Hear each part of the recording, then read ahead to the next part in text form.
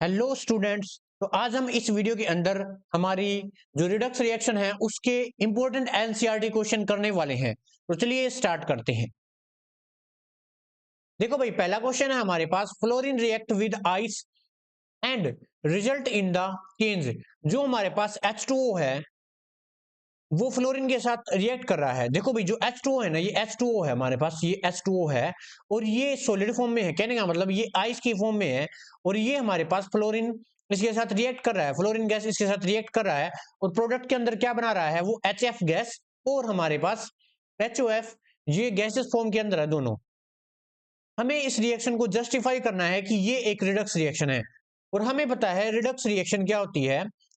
ऐसी रिएक्शन जिसके अंदर रिडक्शन और ऑक्सीडेशन साथ में होता है, मतलब एक ही रिएक्शन के अंदर क्या होता है, रिडक्शन हो जाता है और एक ही रिएक्शन के अंदर क्या हो जाता है भाई, ऑक्सीडेशन हो जाता है। ठीक है, तो अगर हम इसको ये प्रूव कर दें कि इस रिएक्शन के अंदर ऑक्सीडेशन भी हुआ है और रिडक्शन भी हुआ है, तो ये प्रूव हो जाएगा कि ये जो रिएक्शन हमारी ये रिडक्स रिएक्शन है। ठीक है, तो चलिए प्रूव करते हैं।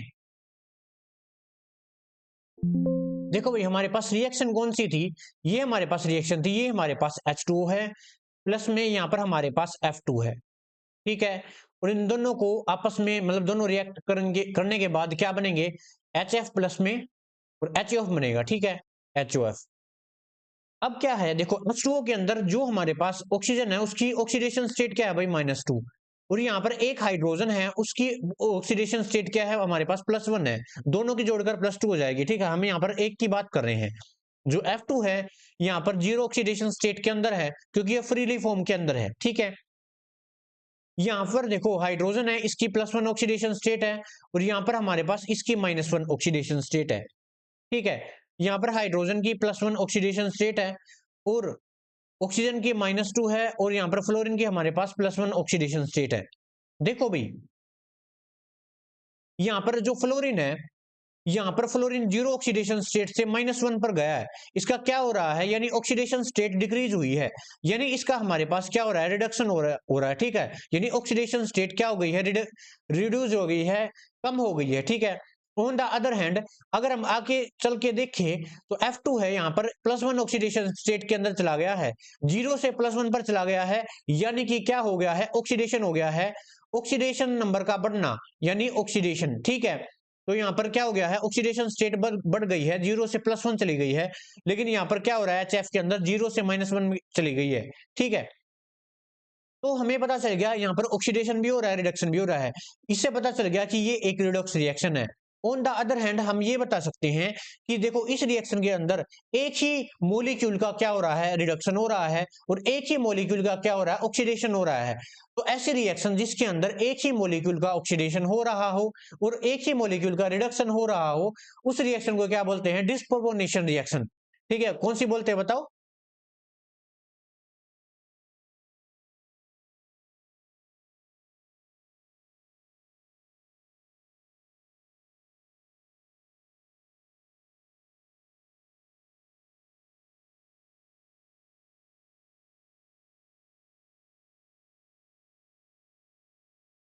डिस्प्रोपोर्शनेशन रिडक्स रिएक्शन है हमारे पास ये। तो ये हमने प्रूव कर दिया। ठीक है, तो ऐसे ही इसका आंसर आपको लिख के आना है थ्योरेटिकली। ठीक है, ये आपको बस समझाने के लिए था। जो भी आपको समझ में आया है वो अपनी लैंग्वेज में बनाकर आपको लिख के आना होता है। ठीक है, पेपर के अंदर। देखो भाई, सेकंड क्वेश्चन देख लेते हैं। Assign oxidation number of the following species. जो हमें फॉलोइंग स्पीसीज दे रखी हैं, जैसा कि आप स्क्रीन पर देख पा रहे हैं, हमें यहाँ पर ऑक्सीडेशन नंबर निकालना है, यानी ऑक्सीडेशन स्टेट निकालनी है इनकी। तो देख लेते हैं, सोल्यूशन कर लेते हैं। सबसे पहला हमारे पास NaH2PO4, इसके अंदर फॉस्फोरस की निकालनी है। ठीक है, इसके अंदर फॉस्फोरस की निकालनी है, तो जिसकी हमें ऑक्सीडेशन स्टेट निकालनी है उसको हम क्या मान लेंगे, X मान लेंगे। प्लस में 2, हाइड्रोजन की हमारे पास 2 होती है ना, क्योंकि दो हाइड्रोजन है, एक की हमारे पास +1 चार्ज होगा, दो दो का हमारे पास क्या होता है, 2। और सोडियम +1 ऑक्सीडेशन स्टेट के अंदर एग्जिस्ट करता है। अब ऑक्सीजन है, एक ऑक्सीजन पर हमारे पास 2 नेगेटिव चार्ज होता है। ठीक है, तो दो पर कितना होगा, 8 तो -8 इज इक्वल टू इस ओवरऑल जो हमारा मोलिक्यूल है, ओवरऑल मोलिक्यूल है, इसके ऊपर कौन सा चार्ज है, कौन सा भी चार्ज नहीं है, तो इज इक्वल टू 0। और जब हम इसको सोल्व करेंगे तो हमारे पास आंसर आएगा x is equal to, x की वैल्यू निकालनी है, वो हमारे पास आ जाएगा +5। ठीक है, तो इस मॉलिक्यूल के अंदर जो हमारे पास फॉस्फोरस है उसकी +5 ऑक्सीडेशन स्टेट है। ठीक है, ये हमारे पास था पहला आंसर। बी पार्ट देख लेते हैं।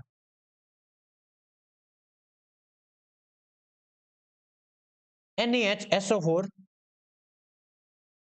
यहां पर हमें किसकी निकालनी है, सल्फर की ऑक्सीडेशन स्टेट निकालनी है।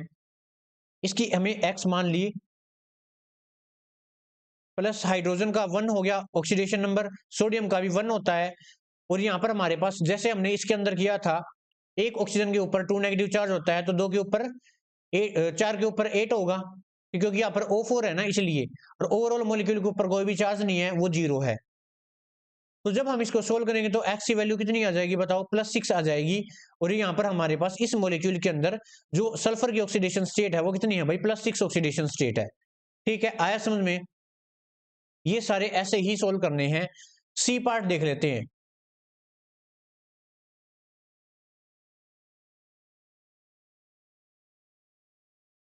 यहां पर हमें फॉस्फोरस की ऑक्सीडेशन स्टेट निकालनी है।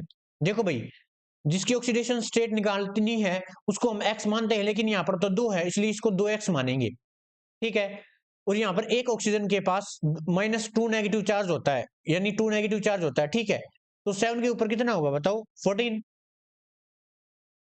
प्लस 4 हाइड्रोजन है, एक हाइड्रोजन के ऊपर +1 चार्ज होता है, तो 4 के ऊपर 4 हो जाएगा। और is equal to overall molecule के ऊपर कोई भी चार्ज नहीं है, तो 0 की इक्वल हो जाएगा। जब हम यहाँ पर x की वैल्यू निकालेंगे तो वो आ जाएगी हमारे पास +5। ठीक है, +5 आ जाएगी। तो आप ये कह सकते हैं कि यहाँ पर इस मॉलिक्यूल के अंदर जो फॉस्फोरस है उसकी ऑक्सीडेशन स्टेट या ऑक्सीडेशन नंबर कितना है, +5 है। ठीक है, ये हो गया। नेक्स्ट देख लेते हैं।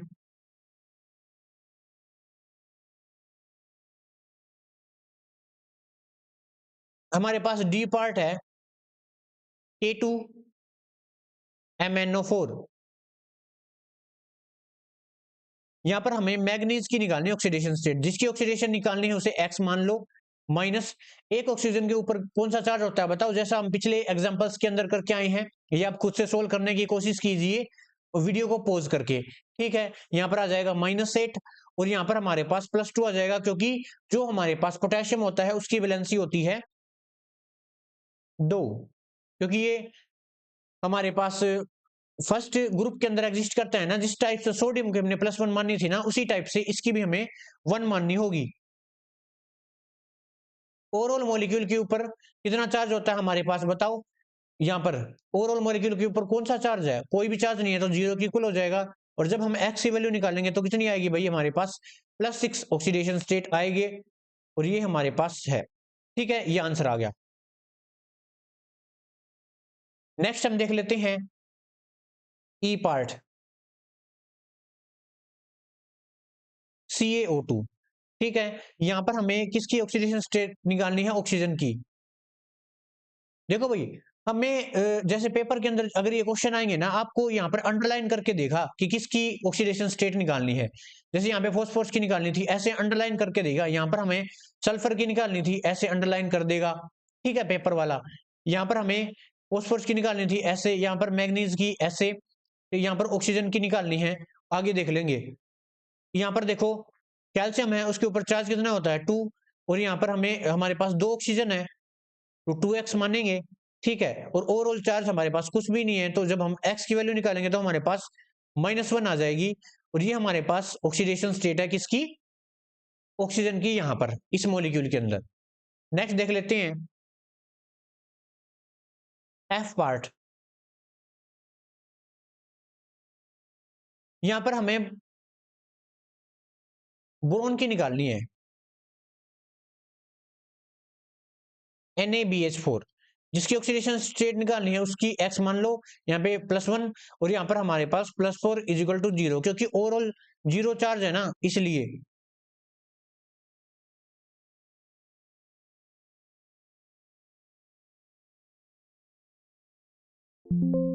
देखो भाई यहाँ पर जो हाइड्रोजन है उसे +4 लेकर नहीं चलेंगे, -4 लेकर चलेंगे, क्योंकि यहाँ पर हमारे पास हाइड्रोजन है वो मोर इलेक्ट्रोनेगेटिव हो जाएगा। फॉर एग्जाम्पल अगर हम BH4 का क्या बनाए, स्ट्रक्चर बनाए, तो यहाँ पर देखो हाइड्रोजन है, यहाँ पर भी हाइड्रोजन, यहाँ पर भी हाइड्रोजन और यहाँ पर भी हाइड्रोजन, ठीक है, एक टाइम के लिए। और Na ये हो गया हमारे पास Na पॉजिटिव, ठीक है। तो हमारे पास इसके ऊपर नेगेटिव चार्ज आ जाएगा, इसके ऊपर भी नेगेटिव चार्ज आएगा, और इसके ऊपर भी नेगेटिव चार्ज, और इसके ऊपर भी स्लाइटली नेगेटिव चार्ज, ठीक है, ऐसे होगा। तो एरो की जो हेड है ना वो बाहर की तरफ जाएगा, इसलिए हम यहाँ पर -4 मान के चल रहे हैं इसको, बजाय की +4, ठीक है। इसलिए यहाँ पर हाइड्रोजन ज्यादा इलेक्ट्रोनेगेटिव हो गया है बोरोन मेटल से। और वैसे भी जो मेटल्स होते हैं मोस्टली है ना जो प्लस ऑक्सीडेशन स्टेट के अंदर ही एग्जिस्ट करते हैं, यानी पॉजिटिव ऑक्सीडेशन स्टेट के अंदर। तो यहाँ पर हमारे पास x की वैल्यू कितनी हो जाएगी बताओ, +3 हो जाएगी, +3 x की वैल्यू हो जाएगी। नेक्स्ट देख लेते हैं जी पार्ट।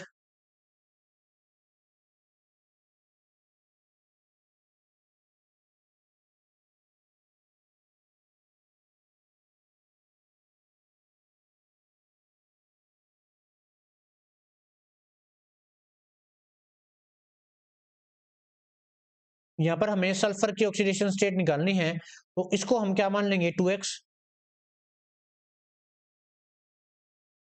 +2, और यहाँ पर क्या है -14, अभी तो बताया था, और ओवरऑल चार्ज कोई भी है ही नहीं।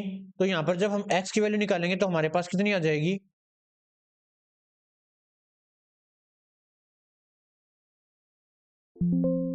+6, ठीक है। नेक्स्ट हमारा एक ये रह गया, वो हम इधर से क्लियर कर देते हैं, ठीक है।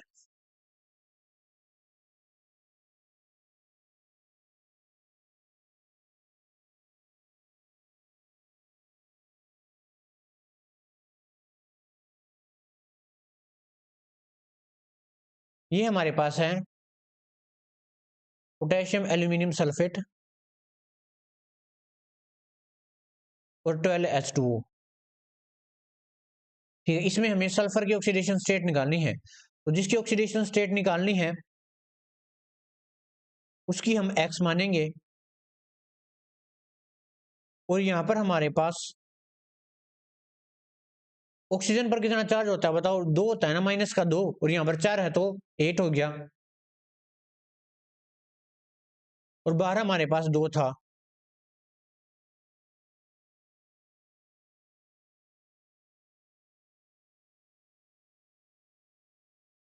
और 12 मल्टीप्लाई 0, 0 किस लिए लिखा है, क्योंकि हमने पूरा H2O मान लिया। अब H2O के ऊपर 0 चार्ज होता है ना, अलग अलग नहीं है ना, 12 मल्टीप्लाई पूरा H2O 0 चार्ज होता है, वो मान लिया। यहाँ पर एल्यूमिनियम क्या हो गया, +3, और यहाँ पर पोटेशियम +1, ठीक है। तो जब हम इसको सोल्व करेंगे तो हमारे पास 4 + 2x -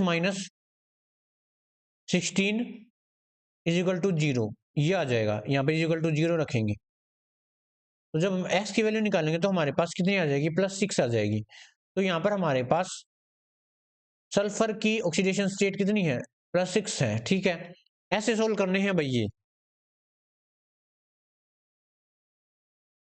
नेक्स्ट क्वेश्चन है हमारे पास, देख लेते हैं। What is salt bridge, give its function. Solution के अंदर देख लेते हैं सॉल्ट ब्रिज क्या होती है। हमने पढ़ा था इलेक्ट्रोकेमिकल सेल। इलेक्ट्रोकेमिकल सेल कौन सा होता है, जो कि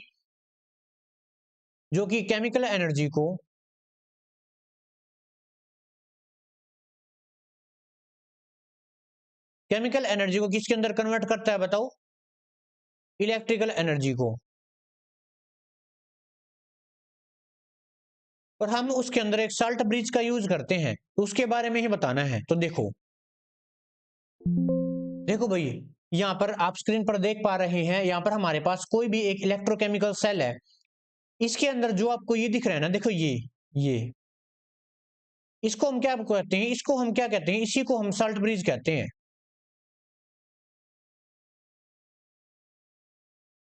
इसी को हम सॉल्ट ब्रिज कहते हैं, ठीक है। देखो इसका शेप कैसा है, देखो हमारा यू ऐसे होता है ना, यू ऐसे, इस यू को उल्टा कर दो ऐसे, तो इसका जो शेप होता है ना, इसका जो शेप होता है देखो आपको दिख रहा है, ये इन्वर्टेड यू शेप ट्यूब होती है, ये ग्लास की ट्यूब होती है, ठीक है।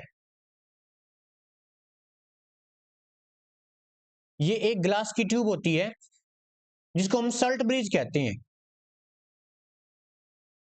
ये तो आपको पता चल गया सॉल्ट ब्रिज क्या होती है, बताओ। आपको ये लिखना है, ए salt bridge is a U shaped inverted U shaped tube containing. अब इसके अंदर ये क्या काम क्या आती है, देखो। नॉर्मली क्या होता है, नॉर्मली जो हमारे पास डैनियल सेल होता है, चलो ये तो कोई और सेल है, अगर हम कॉपर जिंक वाला सेल लेकर चले थे तो यहां पर देखो इस तरफ क्या हो रहा है, पॉजिटिव चार्ज इंक्रीज हो रहा है, ठीक है। इस तरफ हमारे पास पॉजिटिव चार्ज बढ़ता जाता है और इस तरफ हमारे पास इलेक्ट्रॉन्स की वजह से नेगेटिव चार्ज बढ़ता जाता है। तो एक टाइम ऐसा आता है कि जो हमारा जो सेल है वो वर्क करना बंद कर देता है। तो उसी को रोकने के लिए कि हमारा जो सेल है वो काम करना बंद ना करे, तो यहाँ पर हम एक साल्ट ब्रिज लगा देते हैं जो कि इनर सर्किट को कंप्लीट करता है। आउटर सर्किट को कौन कंप्लीट करता है, यहाँ पर हमारे पास एक कॉपर वायर होती है, ठीक है, और ये हमारे पास इनर सर्किट को कंप्लीट करता है। तो यहाँ पर हम इसके अंदर क्या डालते हैं, कोई भी एक इलेक्ट्रोलाइट डालते हैं, लाइक KCl हो गया, NaCl हो गया, ऐसे बेसिकली हम KCl डाल देते हैं, ठीक है। हम इलेक्ट्रोलाइट डालते हैं तो क्या होता है, जो Cl नेगेटिव है वो इस तरफ आ जाता है इस पॉजिटिव चार्ज को न्यूट्रल करने के लिए, और K पॉजिटिव है वो इस तरफ आ जाता है किसको न्यूट्रल करने के लिए, नेगेटिव चार्ज को न्यूट्रल करने के लिए। और जो हमारे पास जो इलेक्ट्रोलाइट है इसके साथ हम एक और चीज डाल देते हैं विद अगर अगर। अगर अगर क्या होता है, ये एक कंपाउंड होता है, ठीक है, जो कि इसको सोलिडिफाई कर देता है। देखो भाई, अगर हम इन्वर्टेड ट्यूब के अंदर अगर ऐसे ही KCl डालेंगे तो सारा एकदम से नीचे आ जाएगा ना।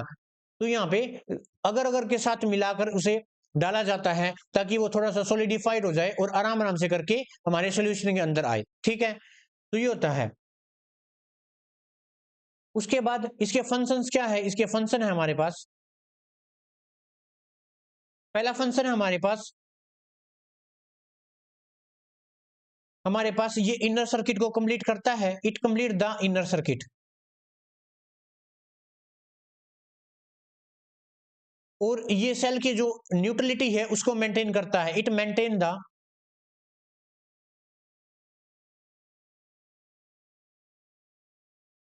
न्यूट्रलिटी ऑफ द सेल, ठीक है।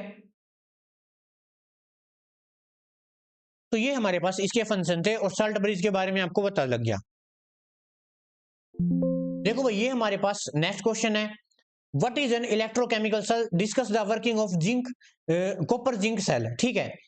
जो कॉपर जिंक सेल है उसका एक और नाम है हमारे पास डैनियल सेल। क्या नाम है भाई इसका, डैनियल सेल है। अगर ये इस नाम से आ जाए पेपर के अंदर, describe the working and reactions of Daniell cell, तो आपको यही लिख के आना होता है, ठीक है। सोल्यूशन देख लेते हैं। सबसे पहले तो आपको इसके बारे में, इसके कंस्ट्रक्शन के बारे में पढ़ना लिख सबसे पहले हमें इसकी कंस्ट्रक्शन के बारे में लिखना होता है, ठीक है, थ्योरी के अंदर, कि हमने ऐसे दो बिकर्स लिए और एक बिकर्स के अंदर जिंक रोड ली है ना, जिंक मेटल की रोड ली, और दूसरे के अंदर कॉपर मेटल की रोड ली, ठीक है।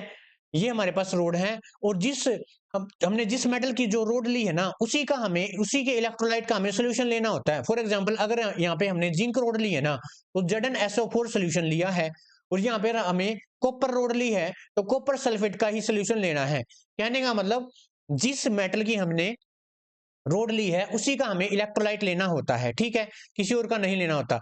अब यहाँ पर देखो, ये हमारे पास साल्ट ब्रिज के अंदर हमने Na2SO4 डाल रखा है। अब हम चाहें तो इसके अंदर KCl भी डाल सकते थे, ये भी एक इलेक्ट्रोलाइट का ही काम करता, ठीक है। तो यहाँ पर हमारे पास ये इस तरफ हमारे पास एनोड है, ठीक है, इस तरफ हमारे पास एनोड है, इस तरफ हमारे पास कौन है भाई, इस तरफ हमारे पास भाई क्या है, कैथोड है।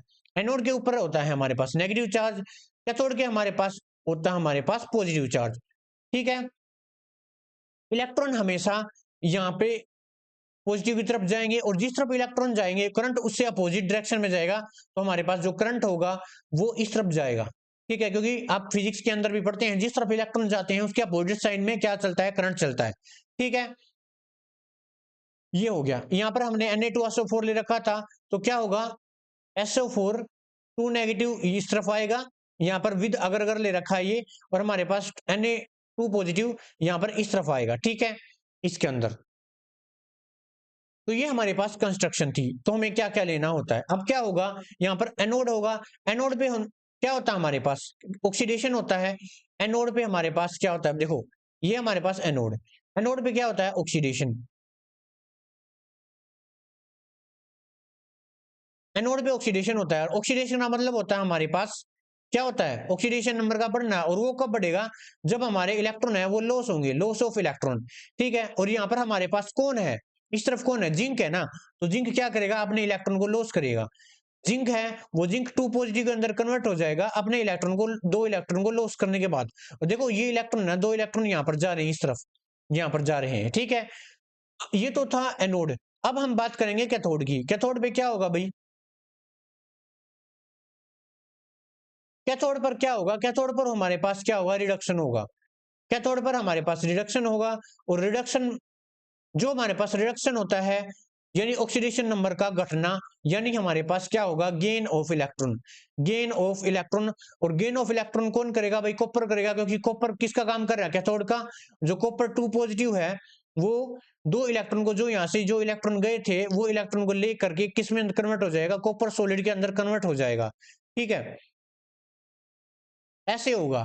अगर हम ओवरऑल रिएक्शन लिखे, ओवरऑल रिएक्शन अगर लिखें तो इनकी क्या हो जाएगी बताओ, ओवरऑल रिएक्शन 2 इलेक्ट्रॉन से 2 इलेक्ट्रॉन कैंसिल हो जाएंगे। यहाँ पर हमारे पास zinc plus copper 2 positive, copper 2 positive, और यहाँ पर हमारे पास क्या हो जाएगा, जिंक 2 पॉजिटिव और प्लस कॉपर सॉलिड, ठीक है। ये है, ये हमारे पास इसकी सेल रिएक्शन थी। तो आपको ये सारी थ्योरी लिख के आनी होती है, तब आपको पूरे नंबर मिलते हैं, ठीक है। तो ये था हमारे पास इलेक्ट्रोकेमिकल सेल। इसका एक और नाम है हमारे पास, इसको हम डैनियल सेल भी कहते हैं, और इसको हम गैल्वेनिक सेल भी कहते हैं। ये अलग अलग नामों से आ सकता है पेपर के अंदर, ठीक है, गैल्वेनिक सेल। और इसका एक और नाम है, इसका एक और नाम क्या है भाई बताओ,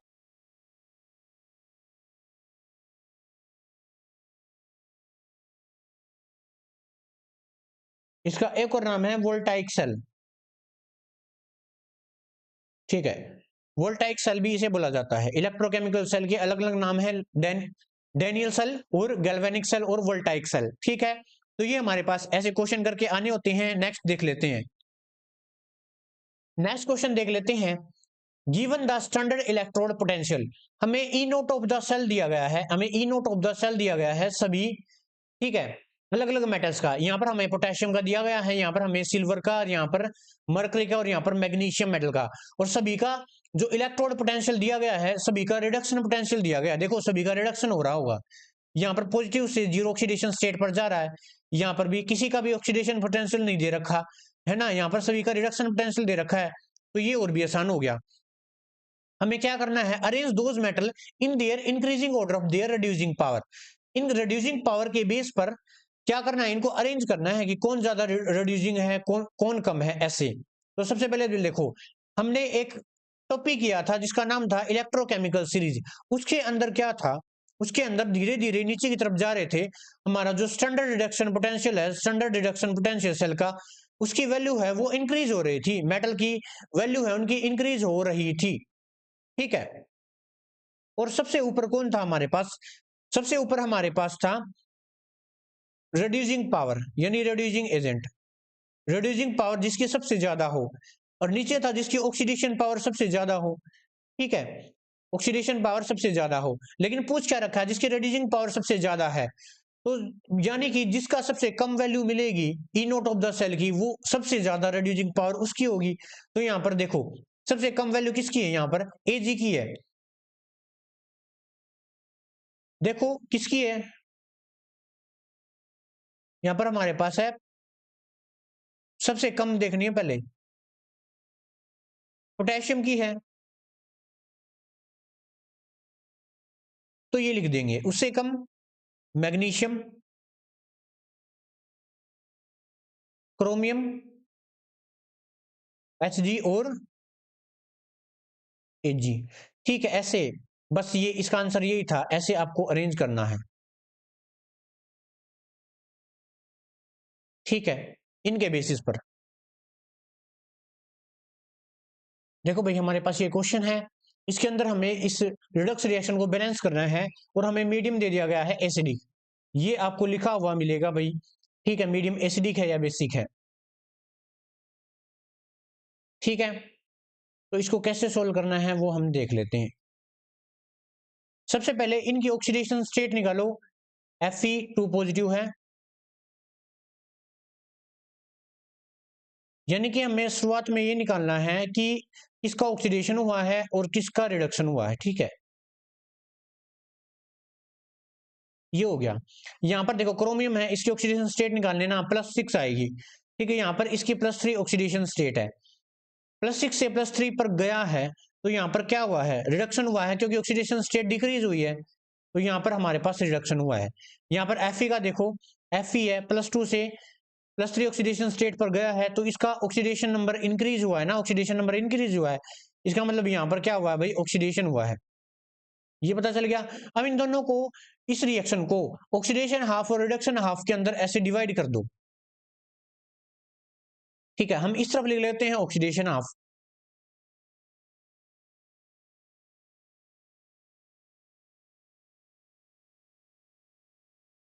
और इस तरफ लिख देते हैं हम रिडक्शन हाफ।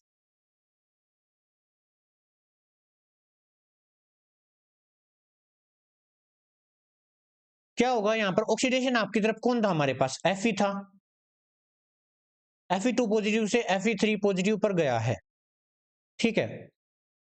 यहाँ पर चार्ज बैलेंस करो। सबसे पहले चार्ज बैलेंस कहां से करना है, इलेक्ट्रॉन को ऐड करके करना है। यहाँ पर +2 है, यहाँ पर +3, अगर यहाँ पर एक इलेक्ट्रॉन इस तरफ ऐड कर दूं तो वो एक +1 को कैंसिल कर देगा ना।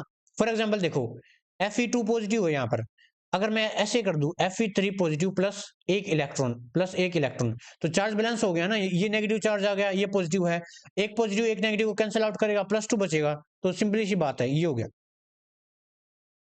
ठीक है। यहाँ पर देखो रिडक्शन हाफ के अंदर लिखो Cr2O7,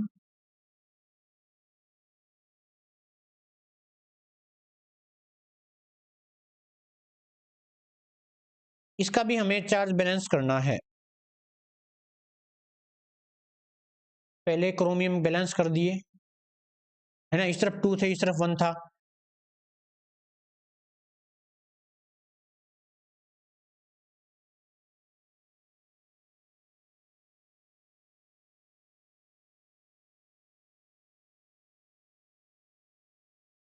अब 7H2O कहां से आए, क्योंकि ऑक्सीजन 7 थे ना, इसलिए ऑक्सीजन को बैलेंस करने के लिए यहाँ पर हमने 7H2O लगा दिए। अब H2O को बैलेंस, सबसे पहले चार्ज बैलेंस करेंगे। यहाँ पर हमारे पास चार्ज कितना है, इस तरफ हमारे पास कितने हाइड्रोजन है, तो यहाँ पर हमें 14 है ना, 14, इस तरफ हमें 14H पॉजिटिव आयन लगा देना है।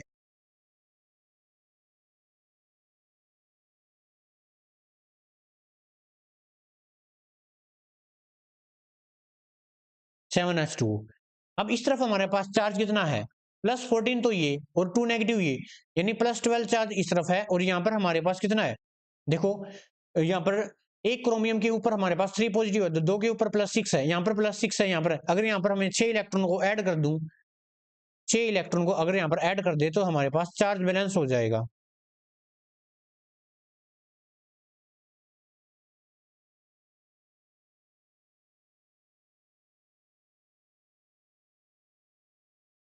है ना, बोलो इतना आ गया। अब इलेक्ट्रॉन को क्या करो, सेम इस तरफ 6 इलेक्ट्रॉन है, इस तरफ 1 इलेक्ट्रॉन है, इसको भी मल्टीप्लाई करो 6 से। Fe2 पॉजिटिव,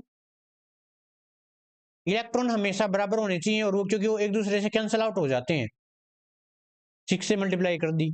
तो जब हम ओवरऑल रिएक्शन लिखेंगे, देखो ये क्या हो गया, 6 से मल्टीप्लाई करने के बाद 6Fe2 पॉजिटिव, 6Fe3 पॉजिटिव, और यहाँ पर हमारे पास 6 इलेक्ट्रॉन हो गए। 6 इलेक्ट्रॉन से इलेक्ट्रॉन कैंसिल हो जाएंगे। अब क्या करो, जो लेफ्ट हैंड साइड की तरफ है उसे लेफ्ट हैंड साइड की तरफ लिख दो, दोनों को आपस में मिला के, और जो राइट हैंड की तरफ है उसको राइट हैंड की तरफ लिख दो, दोनों को आपस में मिला के। कैसे, देखो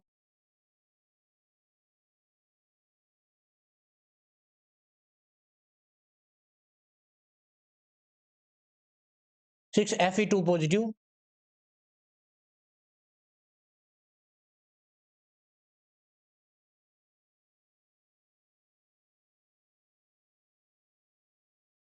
ये हमारे पास हो गया लेफ्ट हैंड की तरफ, और राइट हैंड की तरफ क्या हमारे पास 6 Fe3 positive plus 2 chromium 3 positive और प्लस हमारे पास 7H2O है। तो ये हमारे पास देखो इक्वेशन पूरी है, ये बैलेंस हो गई है। तो ऐसे ही इक्वेशन आपको बैलेंस करनी है। नेक्स्ट देख लेते हैं। नेक्स्ट क्वेश्चन है हमारे पास, the compound of AgF2 is unstable compound, however it formed the compound act as a very strong oxidizing agent। Solution देख लेते हैं। अब क्वेश्चन में ये कह रहा है जो हमारे पास जो AgF2 है ना, AgF2 है, ये एक हाईली अनस्टेबल कंपाउंड है, लेकिन ये जब भी बनता है ना, ये एक स्ट्रॉन्ग ऑक्सीडाइजिंग एजेंट का काम करता है। ऑक्सीडाइजिंग एजेंट मतलब इलेक्ट्रॉन को जो गेन करेंगे। यहाँ पर देखो अगर हम देखें इसके अंदर, तो यहाँ पर Ag की कितनी ऑक्सीडेशन स्टेट है, यहाँ पर इस Ag की +2 ऑक्सीडेशन स्टेट है, जो कि ये क्या होती है भाई, हाईली अनस्टेबल होती है। हाईली अनस्टेबल ऑक्सीडेशन स्टेट होती है, ठीक है, Ag के केस में ऑक्सीडेशन स्टेट। तो Ag क्या करता है, Ag क्या करता है, अपने खुद को स्टेबलाइज करने के लिए, जो Ag2 पॉजिटिव है, खुद को स्टेबलाइज करने के लिए कहीं से एक इलेक्ट्रॉन ले लेता है और Ag पॉजिटिव के अंदर कन्वर्ट कर लेता है। अब गेनिंग ऑफ इलेक्ट्रॉन हुई है तो किसका काम करेगा, किसका काम करेगा, ऑक्सीडाइजिंग एजेंट का काम करेगा दूसरों के लिए। खुद का तो इसने रिडक्शन किया है, ठीक है, गेन करके। तो ये हमारे पास आंसर था। देखो भाई नेक्स्ट क्वेश्चन है हमारे पास, इसके अंदर देख लेते हैं क्या पूछ रहा है ये। Calculate the oxidation number of the following. इसके अंदर हमें क्रोमियम की ऑक्सीडेशन स्टेट निकालनी है। देख लेते हैं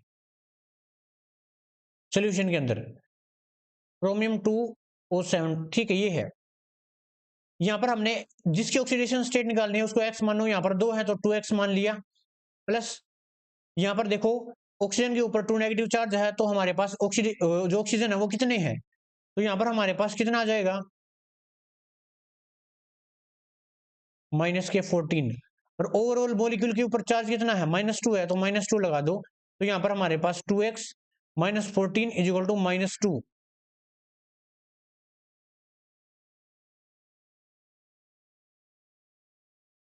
कितना हो जाएगा यहाँ पर 12 और x इज इक्वल टू यहाँ पर हमारे पास 6 हो जाएगा, ठीक है, यानी +6 ऑक्सीडेशन स्टेट आ गई इसकी, ठीक है। यहाँ पर हमें देखो बी पार्ट, ये ए पार्ट था, और बी पार्ट के अंदर देखो किसकी ऑक्सीडेशन स्टेट निकालनी है, Fe की, K4FeCN6, ये हमारे पास, इसको x मान लिया, +4। यहाँ पर Cn के ऊपर -1 चार्ज होता है तो -6, और ओवरऑल कितना चार्ज है, यहाँ पर 0 चार्ज है, तो 4 + x - 6। और यहाँ पर हमारे पास जब x की वैल्यू सोल्व करेंगे तो हमारे पास +2 आ जाएगी, तो यहाँ पर इसकी ऑक्सीडेशन स्टेट +2 है, ठीक है। ऐसे सोल्व करने हैं। नेक्स्ट देख लेते हैं। नेक्स्ट क्वेश्चन है हमारे पास, देखो what happen when copper road is dipped in zinc sulphate solution. देखो ये क्या कह रहा है, मान लिया मेरे पास कोई भी एक बीकर है, ठीक है, इसके अंदर हमारे पास किसका सोल्यूशन है भाई, जिंक सल्फेट का सोल्यूशन है। मान लिया ये हमारे पास जिंक सल्फेट का सोल्यूशन है।